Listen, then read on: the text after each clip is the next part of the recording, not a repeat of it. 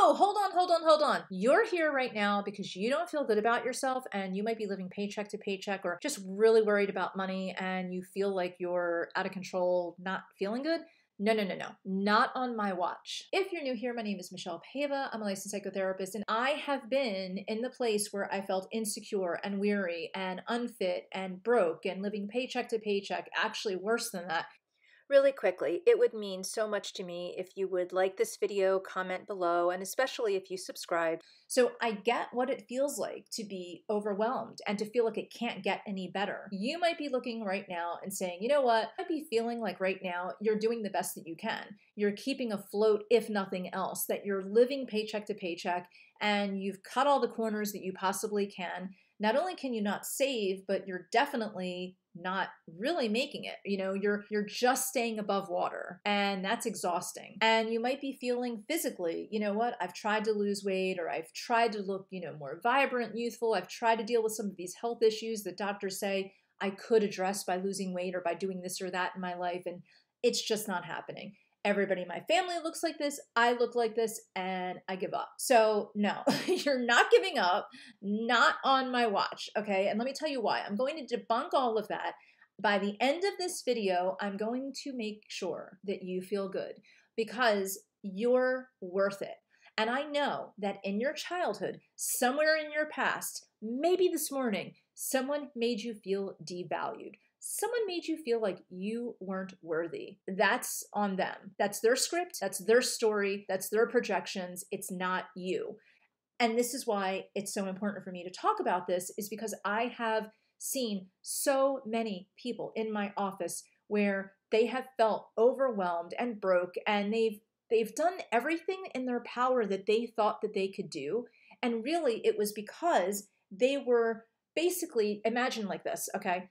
Imagine someone comes in, you're a therapist, okay? Someone comes into your office, they're sitting in front of you, and they're telling you that they've done everything that they possibly can do to not be broke, to not be out of love, to not feel betrayed all of the time, and all of this stuff. Maybe they've tried everything to lose weight. They've done everything they can, but you realize that they are in their own movie, and they don't have to be a character in that movie. They can actually leave that movie and go to another movie. So what they're living and what you might be living is a script. It's your life script. It's how you were brought up. It's what you were made to believe. Even if you had really great parents, maybe society around you, maybe the things that they heard or were talking about on the news, maybe the relationships that you've had. Somewhere along the way, and maybe many places, you heard a script that in some way you were not valued. Maybe you were only valued if you got straight A's. Maybe you were only valued if you made X amount of money. Maybe you were only valued if you looked a certain way. And maybe a lot of what you have going on is because you know that deep down you are worth more than that. And that maybe if being successful is the only way to identify as being worthy, maybe you want to try to find another way. And subconsciously, this is what's happening in your body. That's just one of the ways. I'm not saying that that is the way, but there are a lot of reasons why people get out of control. And there's a lot of reasons why people feel overwhelmed and unfit and weary and broke. And we're going to talk about that right now. Okay. So one of the things I just mentioned is your life script. You might have been taught in some way that you were not valuable. You just need to believe that that script might be wrong. I'm not asking you right now to go, oh, I'm valuable? Oh, okay, great. Problem solved. It doesn't happen like that, obviously. But what does work is just knowing that that was a projection. It was a script. It wasn't real. This could have been something that someone really did believe, and they might have been taught that as well. So if this was from your parents, this was probably something from your parents, even if they did not mean harm, even if it wasn't malicious, they were probably taught these things as well, and they thought they were doing the right thing. I don't want you to feel that the scripts that were given to you in childhood are the only scripts that are out there. There's a lot of scripts out there. You see people being successful all of the time around you, and it's not just social networking filters, okay? There are successful people out there. If they can have it, why can't you? You just have to believe that perhaps there's more than one way to live. I'm not even asking you to make a big change right now. Just honor that right now. There's more than one way to live. There's obviously successful people out there. Maybe, just maybe, if you adapted some of those scripts it might change how the ending is for you in your path, in your movie. Number two, maybe it's time for you to switch friends. And I know a lot of people really make it like a beautiful thing that, like, I've known my group of friends since we were 2 years old, or we've known each other all through school from elementary school. And people wear that longevity on their sleeve because it means it affirms to them that they can have a sustaining relationship. That's what it really means to them, many people. Now, yeah, you might have a friend from childhood and it might be a great relationship. I'm not saying get rid of your friendships in whole. I'm saying take a really good look around at your friendships. Are most of your friendships or some of your friendships people that only want to call or talk to you and complain, text you and complain about life? Are these people that only reach out when they need something? Really start to charter where you are in this, because you do not need mooches and users around you. They will wear down your self-esteem, and they are time and finance mooches. Now, even someone who's not asking for money, even someone who's just taking of your time, that's your time that you could be redoing your closet and reaccessorizing so that you present yourself differently, or taking a hot bath, or making money. There's a million things that these time guzzlers do to us when we are putting our defenses down and we're blind to it. Again, it's the script. If you were taught that you can't get rid of friendships or you can't distance from people, that you just have to be a doormat with people, then you're probably going to be a doormat with people. They're going to go ahead and live their lives, and you're just there to be a reactionary for them. They're going to live their lives, and you're just there to react. And let's just say you're in a not great relationship.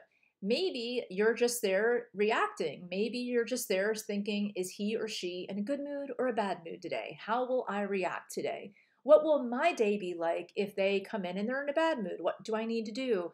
If they spend money, what should I be doing? Or worse, maybe they're treating you horribly and you're spending money because it's the only thing that gives you any joy anymore.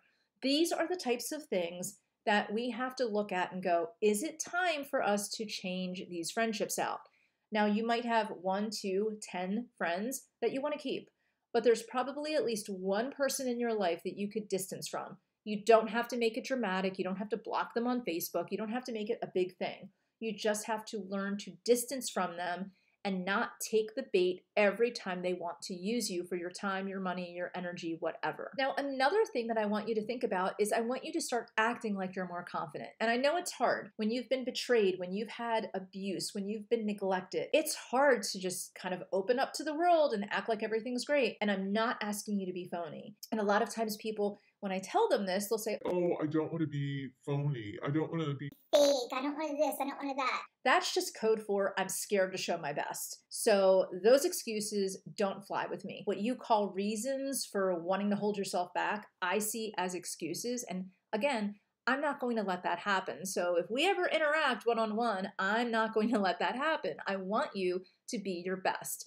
You are not some doormat. You're not a wash rag that's just meant for other people to clean up their messes, or worse, an emotional punching bag. That's not who you are. You're not someone who should be living paycheck to paycheck. If you have a phone or a computer and you're watching this video, you have internet.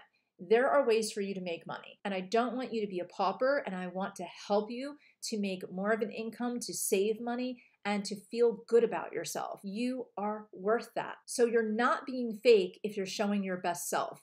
If it feels like that, that just means you forgot your best self, and we're gonna find that. I don't want you to make self-depreciating statements where you are mocking yourself and call it, oh, I know how to laugh at myself. Yeah, if you trip by mistake, then you can laugh at yourself. But to conjure up negative things to say about yourself, making a joke at your own expense, is not something that's going to help you self-esteem wise, financially, or in any way, shape, or form, unless you're a stand-up comedian that does that for a living and you're making good money doing it. If that's not you, then stop doing it. Somewhere along the way, you were taught that making a mockery of yourself is a good thing.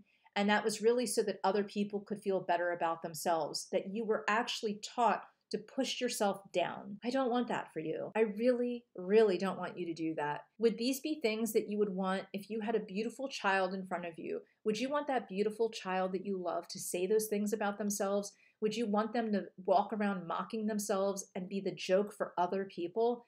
That's not the way you should live. If you wouldn't want that for another person, don't want it for yourself. Get in the habit of just not doing it. Catch yourself doing it and understand that every time you do it, even if you're laughing along with everyone else, you're really teaching people that you live in shame, that you live in self-blame, and that you're letting them point the finger at you and that your life isn't as valuable as theirs. I don't want you to feel that at all. I also want you to change your growth mindset.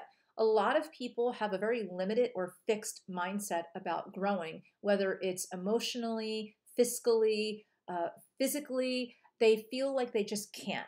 And a lot of people use age as an excuse. I'm too old to get fit now. I'm too old to save money. It's too late. I should have done that when I was younger. Again, these are just excuses.